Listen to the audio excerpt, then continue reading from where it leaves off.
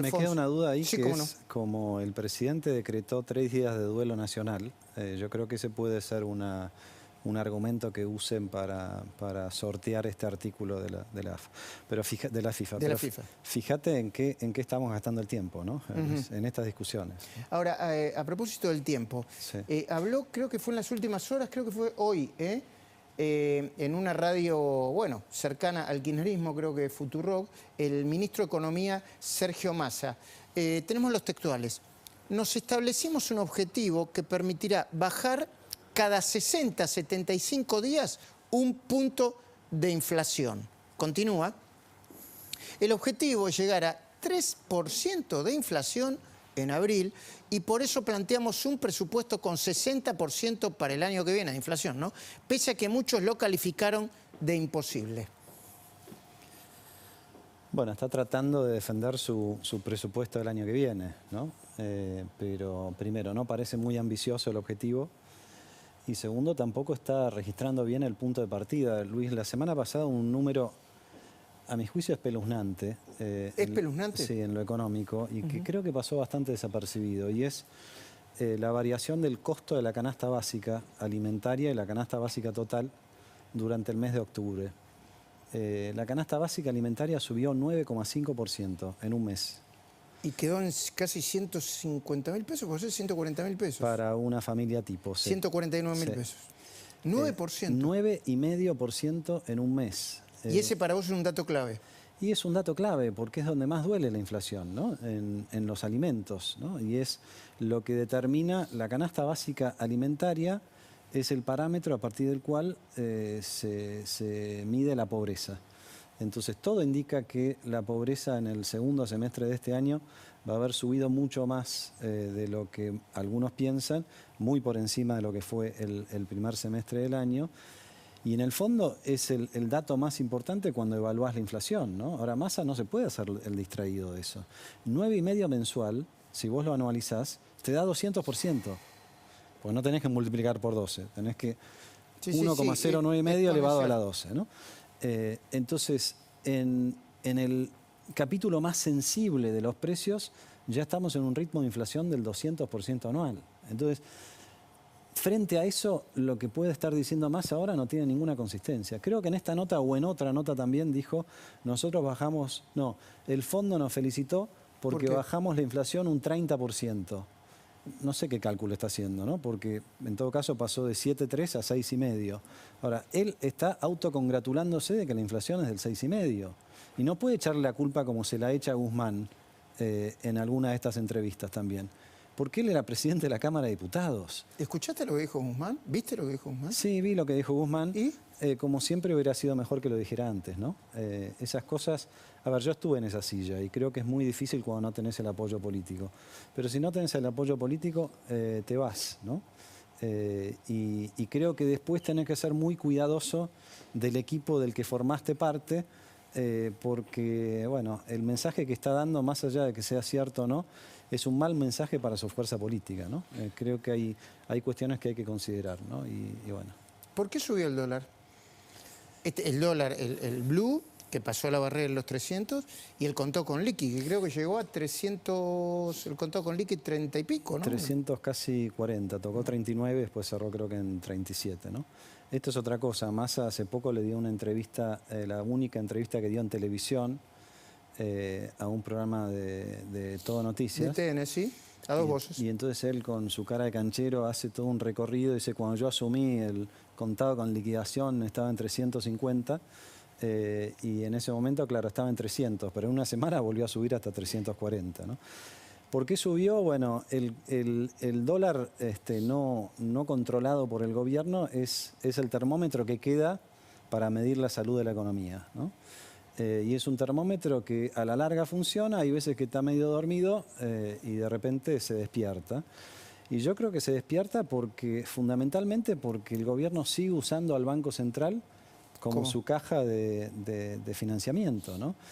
Es cierto, no le gira directamente los pesos al Tesoro, pero está rescatándolo todo el tiempo, ¿no? Lo rescató con el dólar soja porque los pesos de diferencia los puso el Banco Central. Y segundo, hasta la semana pasada estaba comprando los títulos públicos que Massa no puede colocar en el mercado. Tuvo una muy mala licitación Massa la semana pasada. Y esto es un punto bastante débil de la estrategia, ¿no? Pero básicamente el dólar blue o el contado con liqui eventualmente va siguiendo a lo largo del tiempo la inflación y es lo que hizo en esta semana, ¿no? Lo corrigió. Escribiste en tu cuenta de Twitter hace poco con el siguiente título: se les hizo añicos el relato, lo siguiente, ahí está: endeudaron el país, se la fugaron toda.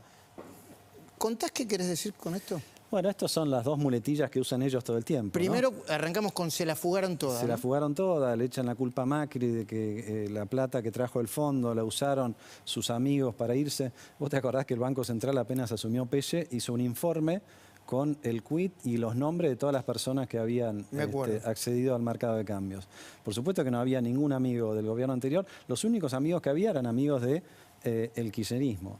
Y no aparece en esa línea, en esa tabla, Cristina, que ella misma confesó que se había fugado 5 millones de dólares para... Que se los puso en la caja de Florencia Kirchner, lo recuerdo perfectamente. ¿Qué digo acá? Acá vamos a las consecuencias finales. Cuando hay fuga de divisas, tarde o temprano eso repercute sobre la cantidad de reservas que tiene el Banco Central. Y entonces, durante el gobierno de Cambiemos aumentaron las reservas. Durante este gobierno están cayendo las reservas netas 9.000 millones de dólares, a pesar de que hay un flujo comercial todavía positivo. O sea, este número es todavía peor de lo que indica esta gráfica, ¿no? ¿Con cuánta reserva dejó el gobierno de Macri al gobierno de Alberto Fernández? Lo tenemos en el próximo gráfico eso, ¿no? No, el próximo gráfico es lo de la deuda, ¿no? Sí. Que en lo que va... no, es la deuda. En lo que va del gobierno del cual Cristina fue presidente en ejercicio la semana pasada, para redondear la idea, ya van, la deuda aumentó 71.000 millones de dólares. 71.000 millones de dólares. 71.000 millones de y creo que Mauricio Macri aumentó la deuda en 60.000, una cosa 47, si medís bien, porque hubo muchas deudas que dejó Cristina sin registrar. Entonces, y ustedes tuvieron que pagar. Ahora nosotros las pagamos. Ese cuadrito. Exacto, te acordás ese cuadrito. Entonces, todavía falta un año y todo indica que van a duplicar el registro de Macri. Después podemos discutir si lo de Macri estuvo bien o estuvo mal. Lo que no podés hacer es repetir como un loro. Endeudaron al país cuando vos lo estás endeudando a un ritmo mucho mayor. Alfonso, ¿cuál es la cifra? Digo, el relato se cae a pedazos y esa es la desesperación que tienen ellos, Luis. Lo ves con el acto de Cristina, lo ves con el intento de usar cualquier episodio para más o menos... Ellos saben que van a perder el año que viene. ¿Sí? ¿Estás seguro? Sí, no hay ninguna duda. ¿No se subestima un poco al kirchnerismo que siempre termina... se suponía que no iba a volver más y volvieron? Yo creo que no hay que agrandarse del lado de la oposición, pero no tengo ninguna duda de que ellos están camino a refugiarse en la provincia de Buenos Aires, ¿no? Y la movida que hacen es esa. Un poco, vos viste que esta semana estamos en proceso de elegir el presidente del BID. El gobierno de Alberto Fernández... Retiró a Cecilia Todesca. Sí, la retiró porque la puso ahí sabiendo que no podía ganar para terminar negociando algo a cambio, ¿Y ¿no? qué negoció? Y negoció que le dieran una vicepresidencia en el BID, lo que sea. Es el mismo juego, digamos. Yo levanto un candidato y después el candidato va a donde a mí me conviene. Eso es lo que están tratando de hacer ellos, ¿no? Hoy se conoció el dato de que Axel Kicillof va a terminar incorporando desde que asumió hasta que termine casi 50.000 empleados públicos más en la provincia de Buenos Aires. ¿Cómo se hace para revertir eso? Porque los van a tener... En la Nación van a hacer lo mismo, ¿no? El juego va a ser el mismo. Los van a tener encabezando la resistencia, si es que son gobierno, si es que Juntos por el Cambio la oposición vuelve a ser gobierno, y no los van a poder dejar de gobernar. O sea, tienen que gobernar en dos velocidades distintas. Una gestionando rápidamente para salir de todo este desastre, y la otra evitando que le tiren el doble de piedra. ¿Cómo van a hacer? Y va a haber que revertir todo eso, va a haber que sentarse con los sindicatos, hablar con la Corte Suprema de Justicia, y estas cosas, o sea, no se pueden sostener a lo largo del tiempo, ¿no? Y no es solamente esta vez, es en cada gobierno de Kicillof y del kirchnerismo han hecho eso, ¿no? Y buscan mantener en el Estado los militantes que el día de mañana los defiendan cuando ellos sean oposición. O sea, ellos creen que el Estado es el botín del que tienen que vivir a lo largo de la vida, toda la vida. Todas las personas que estamos mencionando del oficialismo nunca tuvieron un cargo en el sector privado, ¿no? Siempre tuvieron algún conchavo en el Estado. Cuando no eran ministros nacionales pasaron a ser ministros provinciales, se refugiaron en La Matanza en un momento. Silvina Batakis pasó de la jefatura de gabinete al Ministerio de Economía, y cuando no le fue bien al Ministerio de Economía le damos el premio al Banco Nación, Es ¿no? como una puerta giratoria con chavos múltiples, Y mientras ¿no? tanto, digamos, los laburantes miran esta escena y dicen, pero ¿por qué ellos siempre caen bien parados y yo tengo que remar, Alfonso, pagar impuestos, bancarme regulaciones y no llego a fin de mes, ¿no? Alfonso, a mí me gustaría que me ayudaras a entender esto. El dólar con Macri llegó a, bueno, entre $1.60, ¿no? Pero llegó a 40. En el momento que estaba 28, 40, había un estruendo, parecía que la Argentina se caía a pedazos. La pobreza, el hambre, decían. Bueno, yo recuerdo el tuit de Gabriela Cerruti, de otros marginales, Diego Brancatelli, que yo, pero recuerdo que parecía que se venía el mundo abajo.